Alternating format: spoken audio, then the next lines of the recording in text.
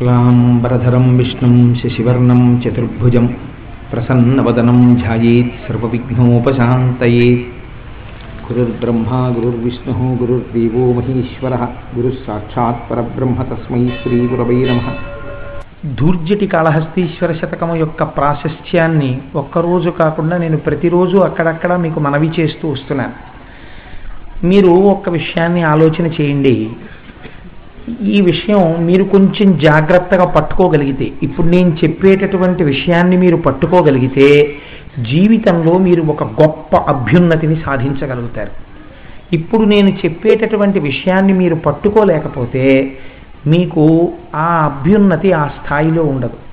ఇప్పుడు నేను చెప్పింది మీరు పట్టుకోగలిగారనుకోండి, పట్టుకుని మీరు శివాలయంలోకి వెళ్ళిన తరువాత మీకు కలిగేటటువంటి అనుగ్రహ శక్తి అపారం, అది లెక్క పెట్టలేం. ఇది మీరు అర్థం చేసుకోలేకపోయారనుకోండి, నేను మీకు అనుగ్రహం ఉండదు అనను, కానీ అర్థం చేసుకున్న వాళ్ళకి ఉన్నంత అనుగ్రహం మాత్రం ఆ స్థాయిలో ఉండదు. ఇది అంత శక్తివంతమైనటువంటి, అంత పవిత్రమైనటువంటి, అత్యంత రహస్యమైన విషయం యథార్థమునకు నేను ఇవాళ మీకు మనవి చేస్తున్నాను. ఇది నా ప్రజ్ఞ కాదు, ఇది అడిగిన మహాపురుషుడు ధూర్జటి అడిగాడు. ఇవాళ మీకు నేను ఆ విషయాన్ని విజ్ఞాపన చేస్తాను. కొంచెం సావధాన చిత్తులై వింటే మీకు అందుతుంది. మీకు అందిందా మీరు ఒకటి గుర్తుపెట్టుకోండి. ఇవాళ నేను చెప్పబోయే విషయం మీకు అందితే కొన్ని కోట్ల జన్మల తరువాత ఈ క్షణం నుంచి మీకు ఇది అర్థమైన మరుక్షణం నుంచి మీ స్థితి వేరు, పూర్వం మీ స్థితి వేరు. ఇప్పుడు మీరు అవధరించే ప్రయత్నం చెయ్యండి. నేను ముందు ఆ పద్యం మీకు చెప్తాను.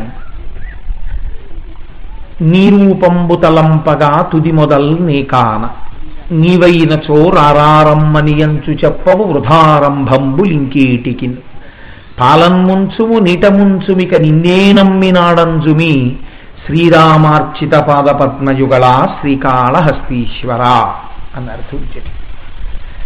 ఈ పద్యంలో ఒక గమ్మత్తుంది. నేను చాలా జాగ్రత్తగా మీరు ఒడిసి పట్టుకునే ప్రయత్నం చేయండి. నేను అమ్మవారి పూజ చేయడానికి కూర్చున్నాను అనుకోండి, అమ్మవారు ఎలా ఉంటుంది అన్న విషయం గురించి నేను ఒక ధ్యాన శ్లోకం చదువుతాను.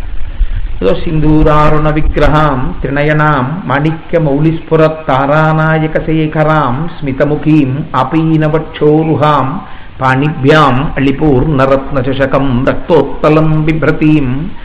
లలితాపరాభట్టారికా స్వరూపాన్ని నేను అలా భావన చేస్తానంటే ఇక్కడ ధ్యానం చేస్తాను. అంటే నా ఎదురుగుండా ఉందా అమ్మవారు? నా ఎదురుగుండా లేదు, కానీ శబ్దశక్తితో నేను ఏం చేస్తానంటే ఒక క్యాన్వాస్ గీస్తాను. అంటే మీకు ఒక ఉదాహరణ చెప్పాలంటే, చిత్రకారులు ఉంటారు, వాళ్ళు ఏం చేస్తారంటే ఒకసారి ఒకరిని చూస్తే ఆ చూసిన విషయాన్ని వారు కుంచె పట్టుకుని రంగుతో మళ్ళీ గీసేస్తారు. అలా నేనేం చేస్తానంటే పద్యంలో ఉండేటటువంటి శబ్దశక్తిని ఆధారం చేసుకుని ఒక మూర్తిని ఇక్కడ గీస్తాను. దీన్ని ధ్యానము అంటారు. అంటే మీకు తేలికగా అర్థం అవడానికి చెప్తున్నాను, బాగా గుర్తుపెట్టుకోండి. దీన్ని ధ్యానం. ఈ ధ్యానం మీరు కళ్ళు మూసుకుని చేయకుండా మీరు చేసే పూజ నిరర్థకం. ఆ పూజ వల్ల ప్రయోజనం బహు తక్కువ ఉంటుంది. ఈ ధ్యాన శ్లోకమే మీ కులదేవత ధ్యాన శ్లోకం ఉంటుంది. ప్రతి ఇంటిలో సింహాసనమునందు ఒక మూర్తి ఉంటారు, పరంపరాగతంగా వస్తుంటుంది ఆ మూర్తి. దాన్ని మార్చగలిగినటువంటి ధైర్యం ఎవ్వరూ చేయకూడదు, ఆ మూర్తే ఉండాలి. అన్ని దేవతలు ఆయనే అనొచ్చు, కానీ ఆ దేవతని మాత్రం మార్చేయకూడదు. ఆయన్ని పెట్టుకుని ఆయన్ని ధ్యానం చేసినప్పుడు ఒక ధ్యాన శ్లోకం ఉంటుంది. ఉదాహరణకి నేను ఇప్పుడు చెప్పాను, అమ్మవారిని పూజ చేస్తాను అనుకోండి. అంటే మీరు చేస్తారా అని అడగండి నన్ను. ఒక ఉదాహరణ చెప్పాను, అమ్మవారి గురించి ధ్యాన శ్లోకం ఏమన్నాను నేను? సింధూరారుణ విగ్రహం, ఎర్రగా ఉంది అమ్మవారు. సింధూరారుణ విగ్రహం త్రినయనాం, అమ్మవారు 3 కన్నులతో ఉన్నది. మాణిక్య మౌళిస్ఫురత్ తారానాయక శేఖరాం, ఎర్రటి మాణిక్యములతో కూడిన కిరీటాన్ని పెట్టుకుంటే దాని మీద చంద్రరేఖ, తదియనాటి చంద్రరేఖ ప్రకాశిస్తోంది. తారానాయక శేఖరాం స్మితముఖీం, అమ్మవారు నవ్వుతూ కూర్చుంది. ఇప్పుడు నేను ఏం చేస్తాను, ఇది పైకి చదవను పూజలో, కళ్ళు మూసుకుని ఆపీనవక్షోరుహాం పాణిభ్యాం అళిపూర్ణరత్న చషకం అంటున్నప్పుడు నాకు ఇక్కడ ద్యోతకం అవుతూ ఉంటుంది. అది ధ్యానం అంటే. బయట మీరు చూసేటటువంటి మూర్తికి శ్లోకం అక్కర్లేదు, మీరు ఈ కంటితో చూస్తున్నారు కాబట్టి. మీకు ఇప్పుడు ఇక్కడ ఎదురుగా లేని మూర్తిని ఇక్కడికి తెచ్చుకోగలగాలి. ఇక్కడికి తెచ్చుకోవడానికి ధ్యాన శ్లోకం. అప్పుడు బయట కన్ను రెప్పలు మూతలు పడిపోతాయి. ఇలా మూతపడి ఈ లోపల ఆ శబ్దాన్ని బట్టి గీస్తారో బొమ్మ, అది నిలబెడతారు. ఇక్కడ నిలబెట్టిన తర్వాత ఇప్పుడు మీకు జ్ఞాపకం ఉంటుందా, ఎర్రటి మాణిక్యములతో కిరీటం, దాని మీద చంద్రరేఖ, 3 కన్నులు, ఎర్రటి అమ్మవారు, ఎర్రటి చీర, మీరు చదువుకున్న మూర్తిని ఇక్కడ పెట్టుకుని ఇప్పుడు పైనుంచి కిందకి చూస్తారు. దీన్ని అథాంగ పూజ అంటారు. ఇప్పుడు అమ్మవారికి కుంకుమార్చన చేసేస్తారు, ఆవిడ పాదాలు చూసేస్తారు. ఇవన్నీ ధ్యానమునందు చేయవలెను. ఈ ధ్యానం చేసే మూర్తి ఎవరో మీరు ఇక్కడ పట్టుకోగలిగారు అనుకోండి, అప్పుడు మీరు పూజ చేయగలరు. లేకపోతే మీకు అర్థం కాలేదనుకోండి, ధ్యాన శ్లోకం ఏదో చెప్పేశారనుకోండి, సింధూరారణ విగ్రహాంతరైన మాణిక్య మౌళిస్ఫుర తారానాయక శేఖరాం స్మితముఖీం ఆపీన వక్షోరుహాం అంటే ఏంటంటే నేను అడిగాను అనుకోండి, ఏమోనండి నాకు తెలియదు, ఎవరో చెప్పారు చదివానండి అన్నారు. ఇప్పుడు మీరు శ్లోకం చదివారు, కానీ ఆ శ్లోకము చేత ప్రతిపాదింపబడినటువంటి అమ్మవారి మూర్తి ఎలా ఉందో మీకేమైనా తెలుసా? మీకేం తెలియదు. ఏమీ తెలియనప్పుడు ఆ మూర్తి ఇక్కడ ఎలా నిలబడుతుంది? మీరు ఎలా ఉన్నారో ఇంతకుముందు అలాగే ఉంటారంటే ఆ మూర్తి ఏమీ ఇక్కడ నిలబడదు కొత్తగా. కాబట్టి ఇప్పుడు మనస్సు ఎక్కడ లగ్నమైంది? ధ్యానం అని పేరంతే, కానీ ధ్యానం అని పేరు చెప్పినా ఎక్కడ నిలబడింది? నిలబడలేదు. అమ్మవారి గురించి ధ్యానం చేసామనుకోండి, మనస్సుని నిలబెట్టడం తేలిక. ఎందుకంటే ఆ మూర్తి మీకు తేలిక దొరికిపోతుంది. ఆ కిరీటం పెట్టుకుంది, ఎర్రగా ఉంది, ఎర్ర చీర కట్టుకుంది, ఇవన్నీ మీకు అర్థమైపోతుంది ఒకసారి గుళ్ళో చూస్తే. అప్పుడు చూశాం కదా, అలా ఉందన్నమాట అమ్మవారు అంటారు. నేను శ్రీ మహావిష్ణువుని పూజ చేశాను అనుకోండి, మేఘశ్యామం పీత కౌశేయవాసం శ్రీవత్సాంకం కౌస్తుభోద్భాసితాంగం అంటారు. అంటే నల్లటి మేఘం ఎలా ఉంటుందో అలాంటి రంగుతో పట్టు పీతాంబరం కట్టుకుని ఉన్నాడు. ఇప్పుడు కూడా నాకు అర్థమైపోతుంది, శ్రీ మహావిష్ణువు ఇలా ఉంటారు. ఏ గుళ్ళోనూ చూస్తాను వెంకటేశ్వర స్వామిని, 4 భుజాలు ఉంటాయి, ఇలా శంఖచక్ర గదా పద్మాలు పట్టుకుంటారు. ఇక్కడ నేను బొమ్మ గీసుకోగలను, ఇక్కడ ధ్యానం చేయగలను. బాగా పట్టుకోండి, ఇప్పుడు చెప్తున్నాను. మీరందరూ శివాలయానికి వెళ్తారు కదా, శివాలయానికి వెళ్ళని వాళ్ళు లేరు, అందరూ శివాలయానికి వెళ్తారు. శివాలయంలో అభిషేకం చేసే ముందు ధ్యాన శ్లోకం ఏమి నాకు చెప్పండి? ఏమిటి ధ్యాన శ్లోకం? మార్చుకోవచ్చా? విష్ణు పూజ చేసేటప్పుడు మార్చుకోవచ్చు. ఎందుకనంటే ఇప్పుడు నేను ఉపన్యాసానికి ప్రారంభంలో ఒక శ్లోకం చెప్తుంటాను ఎప్పుడు. ఆ శ్లోకం చెప్పచ్చు వెంకటేశ్వరుడి మీద, లేదా మేఘశ్యామని చెప్పుకోవచ్చు, లేదా కస్తూరి తిలకం లలాట పలకే అని కృష్ణుడిగా చెప్పుకోవచ్చు, లేదా ఆపదామపహత్తారం అని రాముడిగా చెప్పుకోవచ్చు.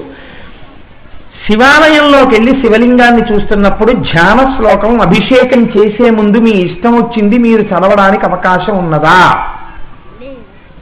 అలా కుదరదు. ఎందుకు లేదు అంటే అది యజుర్వేదము చేత ప్రోక్తము, అలాగే చూడమని చెప్పింది వేదం. ఎలా చూడమని చెప్పింది?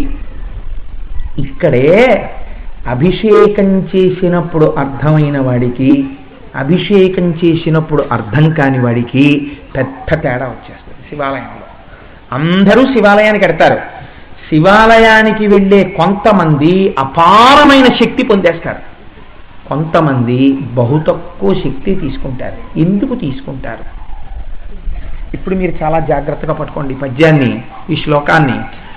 ఆపాతాళ నభస్థలంత భువన బ్రహ్మాండమా విస్ఫుర జ్యోతిస్ఫాటిక లింగమౌళి విలసత్పూర్ణిందో అంతామృతై అస్తోకప్లుతమేకమీశమనిశం రుద్రానువాకాన్ జపన్ ధ్యాయేత్ ఈప్సిత సిద్ధయే. మధ్యలో పెట్టేశారు తీసుకెళ్ళి, ధ్యాయేత్ ఈప్సిత సిద్ధయే ధ్రువపదం విప్రోభిషించేచ్చివం బ్రహ్మాండ వ్యాప్తదేహ భసిత హిమరుచాభాసమానా భుజంగై కంఠే కాళా కపర్దా కలిత శశికలశ్చండ కోదండహస్తా త్రిక్షా రుద్రాక్షమాలా సులలిత వపుషశాంభవామూర్తిభేదా రుద్రాశ్రీ రుద్రసూక్త ప్రకటిత విభవాన ప్రయచ్చస్తు సౌఖ్యం. ఇది చెప్పి ఓం సించ మే మయశ్చ మే అనుకామశ్చ మే కామశ్చ మే సౌమనసశ్చ మే భద్రంచ మే శ్రేయశ్చ మే అనువాకాలు వెళ్ళిపోతాయి. ఇంకా ముందు చమకంలోంచి తీసుకొచ్చి ఇది చెప్పి తర్వాత అప్పుడు తర్వాత నమకంలోకి వస్తారు. నమస్తే అస్తు ధన్వనే బాహుభ్యాముతే నమః అంటూ అభిషేకం మొదలెట్టాలి. ఇందులో ఈ ధ్యాన శ్లోకం నేను చదివిన దాని యొక్క అర్థం లేకపోతే మీరు అభిషేకం చేసుకునేటప్పుడు ఈ శ్లోకం మీరు ఎప్పుడైనా చదివారా? చదవలేదు. ఏమంటే మేము చదవలేదు కదా, అయితే మరి మేము చేసిన అభిషేకాలన్నీ వృధా అయిపోయినట్టేనా? కాదు. ఎందుకు కాదు?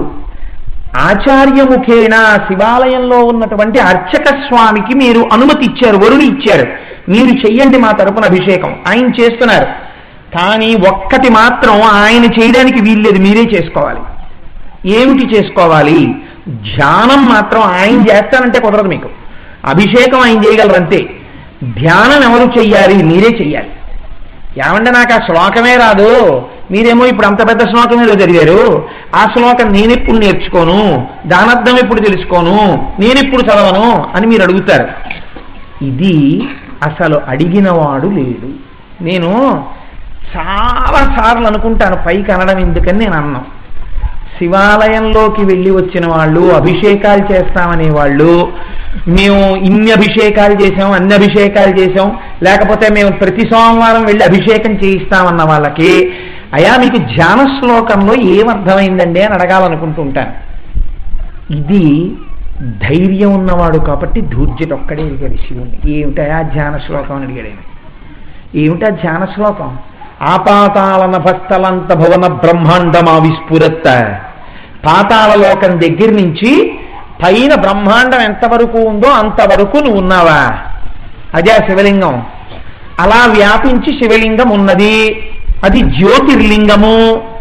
ఏమిటి జ్యోతిర్లింగం? మీకు అక్కడ ఏం దీపం కనపడుతోంది జ్యోతిర్లింగానికి? అది ఏమైనా దీపంలా ప్రకాశిస్తోంది ఏంటి? అది మామూలుగా నల్లగా ఉందంతే శివలింగం. మరి జ్యోతిస్ఫాటికలింగ, జ్యోతిర్లింగమై ఉన్నది.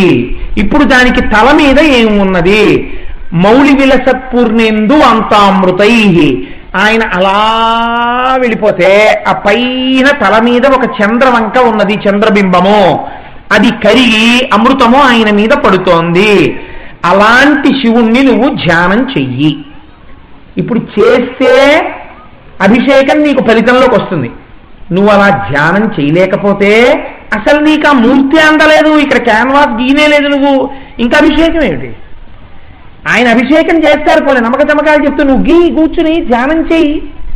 ఏమిటి చేయనండి? పోనీ ఏదో మూర్తి కిరీటం ఉంది, ఎర్ర చీర కట్టుకుందంటే దొరుకుతుంది. పాతాళం దగ్గర నుంచి బ్రహ్మాండం వరకు పెరిగిపోయి దాని మీద చంద్రవంక కరుగుతోందా? అంతటా నిండిపోయి బ్రహ్మాండమా విస్ఫురత్తో కోడిగుడ్డులో ఉందా? అదేనా శివుడంటే? భావన చేయి మనసులో. ఏమిటా శ్లోకం? ఎవడు భావన చేయగలడు ఇప్పుడు? పాతాళలోకం దగ్గర నుంచి ఆ బ్రహ్మాండం వరకు అంతా కలిసిపోయి ఓ కోడిగుడ్డు అయిపోతే, ఈ కోడిగుడ్డు మీద చంద్రుడుంటే, చంద్రుడు కరిగి అమృతం పడితే ఈ కోడిగుడ్డంతా తడిసిపోతే అదే నేను చూస్తున్నటువంటి శివలింగం అని మీరు ఇక్కడ భావన చేస్తుంటే, అక్కడ ఆయన అభిషేకం చేసేస్తుంటే మీరు అలా చూస్తూ కూర్చోవడం కాదు, మీరు కళ్ళు మూసుకొని ఆయన మళ్ళీ మీ దగ్గరికి వచ్చాయా మంత్రపుష్పానికి లేవండి అనే వరకు మీరు చేయవలసింది అది. మీరు కళ్ళు మూసుకుని లోపల అలాగే ధ్యానం చెయ్యాలి. ఇప్పుడు ధూర్జటి ఒక్కడే అడిగేది విషయం. ఇలా అడిగిన వాడిని నేను ఇప్పటి వరకు చూడలేదు. నేను యథార్థంగా చెప్తున్నాను. అసలు చాలా కాలం నాకే ఉండేదాన్ని ఈ అనుమానం, ఏమిట్రా ఈ ధ్యాన శ్లోకం అసలు అనుకునేవాడిని. పెద్దల అనుగ్రహం, గురువుల అనుగ్రహం అందిందనుకోండి. ఇప్పుడు మీకు ఒక్క విషయం నేను మనవి చేస్తాను చూడండి. ఇది మీకు ధ్యానమునందు అందే విషయమేనా అన్నారు. కాబట్టి ఆయన అన్నాడు, ధూర్జటి ఏమిటయా శివ, నీ దగ్గరికి వచ్చి కూర్చుంటున్నాను నేను, బోలెడంతమంది వచ్చి పాల ప్యాకెట్లు ఇచ్చేవాళ్ళు, ఏదో పళ్ళరసాలట్టుకు వచ్చేవాళ్ళు, అభిషేకం చేసుకుంటున్నామని టికెట్లట్టుకు వచ్చేవాళ్ళు, అక్కడ కూర్చునేవాళ్ళు, వీళ్ళందరివి పట్టుకెళ్ళి వాళ్ళేమో ఓ అభిషేక మంత్రాలు చదివేస్తున్నారా వాళ్ళు? ఏమిటి చెప్తున్నారు? పోనీ అభిషేకం చేసేటప్పుడు మీరు ఎప్పుడైనా గమనించండి. ఏమిటండి మీరు చెప్పే అభిషేక మంత్రానికి అర్థం ఏమిటండి? అభిషేకం అంటే మీరు ఏమిటనుకుంటున్నారు? అభిషేకం అంటే స్నానం. స్నానం చేసేటప్పుడు నాకు మంత్రాలు ఉన్నాయా? ఆయనకి మంత్రాలు ఉంటాయి. పోనీ ఆ మంత్రంలో అయ్యా నువ్వు బాగా చల్లగా ఉండి మమ్మల్ని చల్లగా చూడు తండ్రి అని ఏమైనా ఉన్నాయని మీరు అనుకుంటున్నారా? అవేం ఉండవు. అమ్మ వాచ్య ఈధ్రియాయ చాతప్యాయ చ రేష్మియాయ చ ఫేన్యాయ చ సికత్యాయ చ ప్రవాహ్యాయ చ విద్యుత్యాయ చ మేఘ్యాయ చ. మంత్రాలు వింటుంటే రుద్రాధ్యాయం విచిత్రంగా ఉంటుంది. మంచి వేడితో ఉండే వేసంకాలం నువ్వే, మంచి చలిగా ఉండే చలికాలం నువ్వే, మంచి వర్షాలు పడే వర్షాకాలం నువ్వే, నది పక్కన ఉన్న గడ్డి నువ్వే, నదిలో నీళ్లు నువ్వే, ఆకాశంలో మేఘం నువ్వే, మేఘం మీద మెరుపు నువ్వే. ఏమిటి అదంతా? అది చెప్తూ అక్కడ పాలు పోసేయ్యా, పెరుగు పోసేయ్యా, నెయ్యి పోసేయ్యా, పంచదార పోసేయ్యా, ఇవన్నీ కలిపి సోమసూత్రంలోంచి బయటికి వెళ్ళిపోను. ఏమిటి అభిషేకం? ఏమిటి ధ్యానం? దీనివల్ల ఏమిటి ప్రయోజనం? పైగా ఏం చెప్తున్నారు ధ్యానంలో? అభిషేకం చేస్తే తీరుతుందంటలేదు మీ కోరిక. అభిషేకం నువ్వెందుకు చేయడం? అర్చక స్వామి చేస్తారని ఇదేంటి నీకు చేత కాదా నమ్మక చమకాలు చెప్పి చేయడం? అభిషేకం చేయడం పెద్ద ప్రక్రియ అండి. ఎలా పడితే అలా చేయడానికి వీల్లేదు అభిషేకాన్ని. అభిషేకం చేయడానికి ఏ పదార్థం తర్వాత ఏ పదార్థం వాడాలో, దేంతో మొదలుపెట్టి దేంతో పూర్తి చేయాలో శాస్త్రం ఉంది. అలాగే చేయాలి అభిషేకాన్ని. మన ఇష్టం వచ్చినట్టు చేయడానికి కుదరదు. కాబట్టి అలా చేయడానికి అర్చక స్వామి ఉన్నారు. మీ ప్రజ్ఞ నా ప్రజ్ఞ అక్కర్లేదు. ధ్యాయేత్. మరి నేనేం చేయను? నువ్వు అలా ధ్యానం చేస్తూ కూర్చో. ఈప్సిత సిద్ధయే, నీ కోరికలన్నీ తీరిపోతాయి. చాలా బాగుందండి మీరు చెప్పింది, చాలా గొప్పగా చెప్పారండి వేదంలో. కానీ ఇక్కడే వచ్చేసింది గొడవంతా. నీ రూపంబు తలంపగా తుది మొదలు నే కాన. నువ్వేమో పాతాళలోకం నుంచి అక్కడ వరకు ఉన్నావు కోడిగుడ్డాకారంలో అంటావు. అసలు అది ఏడు దానికి తుది ఎక్కడ మొదలెక్కడ? ఇదిగో ఇక్కడ మొదలవుతోంది పాతాళంలో అనడానికి నేను చూసి వచ్చాను. ఆ పాతాళలోకం పైన ఎక్కడో ఉంటుందండి మొదలని చెప్పడానికి చంద్రబింబం దాకా నేను వెళ్ళొచ్చానా ఎప్పుడైనా? నేను చూసింది ఏమన్నా చెప్పు. ఎర్ర చీర కట్టుకుందంటే నాకు తెలుసు ఎర్ర చీర ఎలా ఉంటుందో. ఎర్రగా ఉంటుందంటే నాకు తెలుసు, ఎర్రగా ఉన్న వాళ్ళని చూశాను కాబట్టి. ముక్కుకి నత్తు ఉంటుందంటే నాకు తెలుసు, ముక్కు నత్తు ఎలా ఉంటుందో. కిరీటం పెట్టుకుంటే నాకు తెలుసు, ఇప్పుడు పెట్టిన కిరీటంలో ఏదో కిరీటం మాణిక్య కిరీటం ఒకటి ఉంటుందని నాకు తెలుసు. అందుకని ఏమిటిది? పాతాళం దగ్గర నుంచి బ్రహ్మాండం వరకు అంతా నిండిపోయిన కోడిగుడ్డు, దాని మీద చంద్రుని అమృతం, అది తడిసిపోతూ ఉంటుంది. అది తడిసిపోతున్నది నువ్వు భావన చేయి, నీ కోరికలన్నీ తీరిపోయాయి. అభిషేకం వాళ్ళు చేస్తారు. ఏమిటే ఇది? నీ రూపంబు తలంపగా తుది మొదలు నే కాన. నువ్వేమంటున్నావు? అలా ధ్యానం చేయి నీ కోరికలు తీరుతాయంటున్నావు. నాకు అసలు తుది కనబట్టలేదు, మొదలు కనబట్టలేదు. నేనేమిటి ధ్యానం చేయను? పోన్లేవయ్యా, అలా నీకు కనపడకపోతే ఏం పర్వాలేదు. నీకు ఇంకో మాట చెప్తానని ఎప్పుడైనా చెప్పావా నువ్వు? తుది మొదలు నీ కాన. నీవైనచో రా రా రమ్మను అంచు చెప్పవు. పోనీ అయ్యో నాన్న దూర్జటి నీకు అర్థం కాలేదా, దా నీ చెప్తాను రా ఎలా ఉంటుందో అని ఎక్కడైనా చెప్పావా? ఏమీ లేదు. ఏమిటి అభిషేకం అని అసలు అర్థం కాదు. రారమ్మని అంచు చెప్పవు వృధారంభంబులు ఇంకేటికిన్. ఇంక నేను అభిషేకమేం మొదలెట్టను, అభిషేకమేం పూర్తి చేయనయా? ఏమిటి అభిషేకం? ఎలా చేయమంటావు నన్ను? శివ నీ పూజ, విష్ణు పూజ అంటే ఏదో ఓ పూలదండ వేస్తాను, 4 తులసి దళాలు వేస్తాను, 4 నామాలు చెప్తాం, హారతిస్తాం, హాయిగా ఉంది. ఏమిటి గొడవ? ఏమిటి ధ్యాన శ్లోకం? అసలు ధ్యానమే అందట్లేదు. అభిషేకం అయిపోయింది ప్రసాదం తీసుకోండి అని ఆయన అంటున్నారా? నాకు ఇక్కడ ధ్యానంలో మీరు చెప్పిన శ్లోకం ఏమి నాకు ఇక్కడ అర్థం కాలేదా? ఇంక ధ్యానం చేస్తే నీ కోరిక తీరిందా? నువ్వు ధ్యానం చేయలే కాబట్టి నీ కోరిక తీరలేదా? ఇంకెందుకు అభిషేకం? కాబట్టి తుది మొదలు నే కాన. నీవైనచో రా రా రమ్మని అంటూ చెప్పవు వృధారంభంబులు ఇంకేటికి. అలా అని నిన్ను వదిలేస్తాననుకున్నాయండి. నువ్వు చెప్పలేదు అందుకు నేను రానంటాను అనుకుంటున్నావేమో. నేనేం రావడమ్మా, నన్ను రోజు వస్తాను. నువ్వు చెప్పలేదు ఓ రోజున. పాలం ముంచుము నీట ముంచుమిక నిన్నే నమ్మినారంజుమి. పాలలో ముంచుతావో నీళ్ళలో ముంచుతావో. తెలుగు వాళ్ళ నానుడి వేసేసాడండి దూర్జటి. అయ్యా నాకు ఇంకో దిక్కు లేదండి, పాల ముంచినా నీట ముంచినా మీదే భారం అంటాడు. ఎందులో ముంచినా చావే. పాలల్లో ముంచేస్తే చచ్చిపోడేంటి? నీళ్ళల్లో ముంచేసిన ఊపిరాడదు, పాలల్లో ముంచేసిన ఊపిరాడదు. అయితే పాలలో ముంచడం అంటే దాని అర్థం ఏమిటంటే పాలు సమీకృత ఆహారం. పాలు జ్ఞానమునకు గుర్తు, తెల్లగా ఉండి సత్వగుణంతో ఉంటాయి. కాబట్టి నాకు ఆ జ్ఞానం ఇస్తావో జ్ఞానం ఇవ్వకుండా చేసేస్తావో నీ ఇష్టం, కానీ నేను మాత్రం నిన్నే నమ్ముకుంటాను. ఇవ్వాలి ఆ జ్ఞానం ఒక రోజున. కాబట్టి పాలం ముంచుము నీట ముంచుమిక నిన్నే నమ్మినారంజుమి. పోనీ ఇక్కడతో వదిలేస్తే దూర్జటి చాలా గొప్పగా ఉండేది ఈ పద్యం. ఇంకొక పెద్ద బరువు తెచ్చి పారేశారు. శ్రీరామార్చిత పాద పద్మయుగళ. అర్థం కానటువంటి వాడికి మళ్ళీ పాదాలు ఏంటి అసలు? శ్రీరాముడి చేత అర్చింపబడిన పాదములు గలవాడ శ్రీకాళహస్తీశ్వర. ఈ పద్యం అండి నిజంగా ఈ పద్యాన్ని అర్థం చేసుకునే ప్రయత్నం మీరు చేస్తే మీ జీవితం యొక్క దిశ మారిపోతుంది ఆ రోజు నుంచి. ఇప్పుడు మీరు బాగా పట్టుకునే ప్రయత్నం చెయ్యండి. నేను ఇప్పుడు మీకు యజుర్వేదాన్నంతటినీ చెప్పలేను కదా, నాకు ఒకటి వచ్చే కదా మీకు చెప్పడానికి. కానీ నేను మీకు తేలికగా అర్థమయ్యేటట్టుగా చేయడానికి ఒక ప్రయత్నం చేస్తాను. మీరు చూడండి జాగ్రత్తగా. ఒడిసి పట్టుకున్న వాళ్ళు అదృష్టవంతులు. మనస్సు ఎక్కడికో వెళ్ళిపోతే నేను చేయగలిగింది లేదు కదా. బ్రహ్మాండములంతటా శివుడే పరివ్యాప్తమై ఉన్నాడు. ఇప్పుడు అంతటా నిండిపోయినటువంటి ఈ బ్రహ్మాండములన్నీ కలిపేస్తే ఎలా ఉన్నాయి? ఒక కోడిగుడ్డులా ఉన్నాయి. పాతాళలోకం దగ్గర నుంచి ఊర్ధ్వలోకాల వరకు ఎన్ని లోకాలున్నాయని మీరు అనుకుంటున్నారు? అన్ని లోకాల వరకు అన్ని లోకాలని ఇలా పైనుంచి గీత గీసుకుంటూ వచ్చారనుకోండి. బాగా అర్థం చేసుకోండి. పై లోకం ఎక్కడుందో అక్కడి నుంచి అంతెత్తు మిమ్మల్ని పెంచి పెన్సిల్తో గీత గీయి అన్నారనుకోండి. మీరు ఆ వ్యాప్తి చెందిన దాన్ని అలా గీత గీశారనుకోండి. గీత గీస్తే ఇది బ్రహ్మాండమా విస్ఫురత్, ఇది ఒక పెద్ద కోడిగుడ్డు. ఇప్పుడు అంత కోడిగుడ్డు అయితే మీకెందుకు, ఇంత కోడిగుడ్డు అయితే మీకెందుకు? ఇప్పుడు ఇంత కోడిగుడ్డు చేసుకోండి దాన్ని. ఇందులో ఉన్నాయన్నీ కోడిగుడ్డులా ఉంది ఈ బ్రహ్మాండాలన్నీ కలిపి. ఇప్పుడు దీని మీద ఏముంది? మౌళి విలస పూర్ణేందు అంతామృతై. దీని మీద చంద్రుడు ఉన్నాడు. చంద్రుడు ఏం చేస్తాడో మీరు ఆలోచించండి జాగ్రత్తగా. సూర్యుడికి చంద్రుడికి ఒక తేడా ఉంది. సూర్యుడు ప్రకాశం ఇస్తాడు, చంద్రుడు ప్రకాశం ఇస్తాడు. సూర్యుని యొక్క ప్రకాశమునందు తాపమున్నది, మీరు భరించలేరా వేడిని, ఇలా కన్నెత్తి మీరు చూడలేరు. చంద్రునికి వెన్నెలా ఉన్నది, చల్లతనము కూడా ఉన్నది. ఆయన చల్లటి కిరణములతో ఉంటాడు, అందుకే ఆయనకి హిమకరహ అని పేరు. ఏం సత్యనారాయణ? హిమకరహ అని పేరు. కాబట్టి ఆయన చల్లటి కిరణములతో ఉంటాడు.